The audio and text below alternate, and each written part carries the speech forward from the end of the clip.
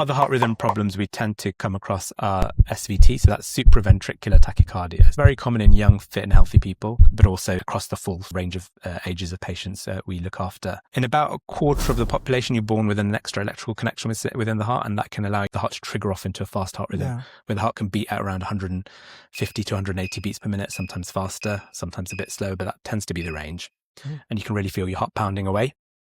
The duration of that can be very variable, so it can last from a couple of minutes up to sort of several hours. And in some cases, people end up calling an ambulance and going to hospital and having treatment. They might get it once a year, or they might get it once and then not get it for several years afterwards.